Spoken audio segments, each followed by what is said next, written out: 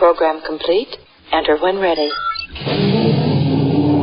Welcome back to almost a Retrek review. This week we're talking about Star Trek the Animated Series. Talking about it overall, giving the award ceremony that we normally do for each season, but this time for the entire series. So without further ado, let's get right into it. Caleb.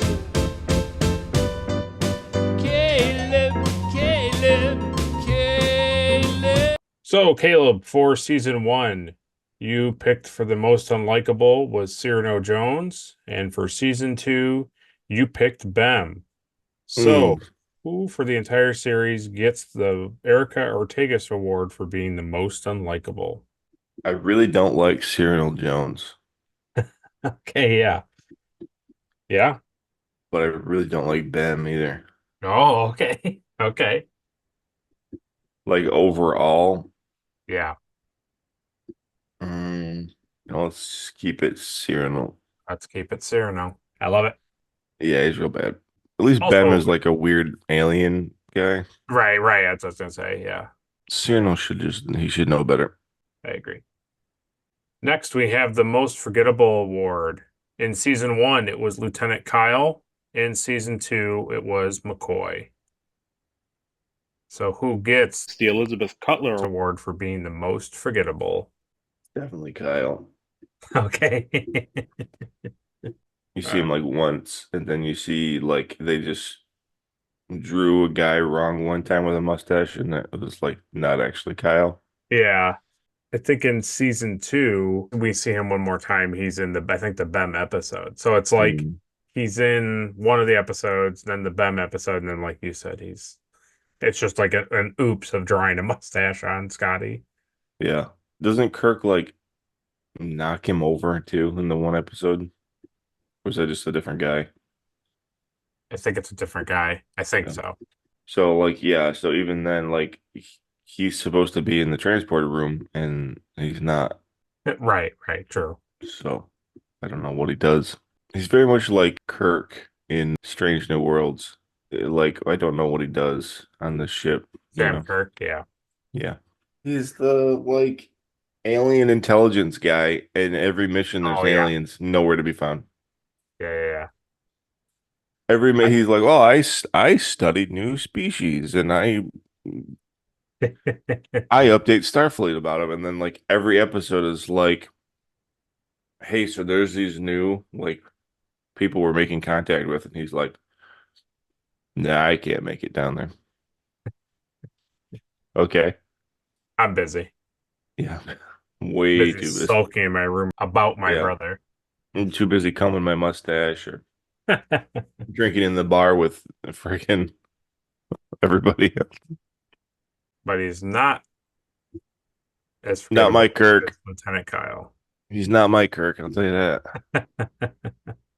Okay, next is the Best Alien Award. For season 1, you picked Eric's, and for season 2, you picked the Primitive Lizards. So, who gets the Mugato Award for being the best alien of the series? I like the Cathian on board the ship. I think she's cool. Okay, yeah, it's like Maress, yeah. I would like to see more of like them, like that species. Yeah. You'll see a couple in the next stretch, but they don't really show Cathians too much. And Eric's, I feel like Eric is just kind of like a one-off of the animated series, like never ever did. Yeah, oh yeah. No, he never. I think we mentioned that in the lower decks that his species returns, but it's like a throwaway thing. Yeah. Yeah, Maress, I love Cathians. So yeah, they're cool. Okay, next is the MVP award. And for season 1, you picked Spock, and for season 2, you picked Spock. So, who gets the Trip Tucker Award for being the MVP of the series? My gut tells me like Scotty, but in the animated series, Scotty doesn't seem like he does, like he fixes stuff. Like in the actual show, there's a lot of times where like Scotty is like a key part of like getting them to safety. Yeah, And the animated series isn't really like that for some reason. true. So I'll stay with Spock. Yeah, that's, I mean, honestly, that's I'll go with Spock. a very good choice. I mean, He does a lot in the animated series. right, almost every episode he is figuring things out Yeah. for either the captain or for the entire crew or saving the entire crew or whatever. I mean, the reality is in the episode where he goes back to his planet to interact with his younger self, like he's like he is saving himself, or not Yeah. another character, not Kirk, not it's him. Yeah. So it's like, And that's like the best episode too, is that yeah. episode. So Well, we'll see. We'll see when we get there. So next is the best action sequence. For season one, you picked the Klingon battle with the grain ships and the Enterprise in More Tribbles, More Troubles. And in Mhm. season two, you picked flying out of the Nova and the crew de-aging in the counterclock incident. So, what gets the Shran Award for the entire series? It's definitely the babies. I Huh. like it. I like that it was practically no thought. You just were Yeah. like, babies. Starfleet babies. Starfleet babies. That's pretty much. I They're agree. just babies in Starfleet, like practicing like pulling levers down. Yeah, yeah. It's like the Enterprise is on like a mobile, like this. Uh-huh. Basically, the bridge of the Enterprise is already like all Fisher Price toys That's true. and buttons anyway. And So buttons in their tools, and yeah, beep boop beep boop. Yeah, it's all the same. it's true. Next is the Sweet Ship Stuff Award. In season one, you picked the Copernicus shuttle, Oh and yeah. in season two, you picked the transporter. Mm. So, what gets the NX-01 award for some sweet ship stuff for the entire series? Definitely the Copernicus. It's a really cool shuttle design. I will never see it again. That's true. It'll live on here in the award ceremonies. Yeah, it's just gonna turn this into like the Copernicus trophy. Yeah, you Yeah, know. it's a great shuttle. I don't even know if I've seen it like as like a online, like as a kit or anything. So that makes it even cooler to me. Yeah, I don't know. It's probably out there somewhere. I don't know. I'm not sure where though. All right, one that I thought might be a challenge for you. Mm. Next is the Big Cheese Award. So for season one, you picked James Doohan's high-pitched voice for multiple characters. And in season two, you picked the fact that they repeated and limited the original cast members and used only a couple of them for multiple voices, namely James Doohan and Nichelle Nichols being used to voice so many different characters. Yeah. So, what gets the Porthos Award for being the cheesiest thing of the series? I think the cheesiest thing in this series is Bem. Wow. Yeah, Wow. he's horrible. Wow. So Bem supersedes the fact of just the high pitch. Oh, I can't believe it. Wow. Yeah, because at the end of the day, I like Scotty and I respect him for doing all the voices in the show, Yeah. but I don't like Bem at all. Period. He's pretty cheesy. I mean, his whole thing is just off the rails, you know? Like True. he's gonna put everybody in like a dangerous spot to like observe how they handle it, and then Yeah. as soon as they're like, "Oh, well, actually this thing," he's like, "Oh, well, I'll just kill myself then, I guess. I don't know." It's Yeah. like, what? Yeah. It was like really weird, you know? I can agree that it feels also really redundant that he split into multiple body parts Uh-huh. kind of for no reason. Like it Yeah. didn't super serve a reason. No, just to be weird and animated it. Right. Yeah. And also, it's one of those things too where it's like, hey, so we met these new species and they sent us, this guy because he wants to like learn about our thing and he spends, 4 days in his room Yeah, and then yeah. all of a sudden he's like, hey, I want to go down to this planet with you. And it's like, no, that's a security risk. You're not doing that. And he's like, nah, it'll be fine. So it's like, why would Kirk even allow that to happen? True. True. So the whole thing is pretty cheesy. And I don't think there's another episode that like is as cheesy as that whole like storyline of getting them to the planet with Ben and how what he does to them. Hmm. I Yeah, think it's a good everything choice. about it, is just cheese.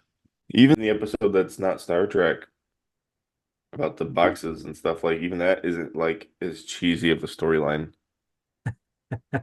Than this It's ridiculous like character. this Yeah. weird guy. I agree. All right. So we don't give out the best scene award in this look back. This time we give the best episode award. So for season one, it was Yesteryear, and for season two, it was the counter clock incident. So since it's season two, new trophy, which of those episodes gets the Terry Matalas Award for being the best episode of the series? It's definitely Yesteryear. Yesteryear is the best episode. To me, it stands out of both seasons. I, Yeah, it's really good. I think I absolutely agree that there's really no other episode in the entire series that beats Yesteryear.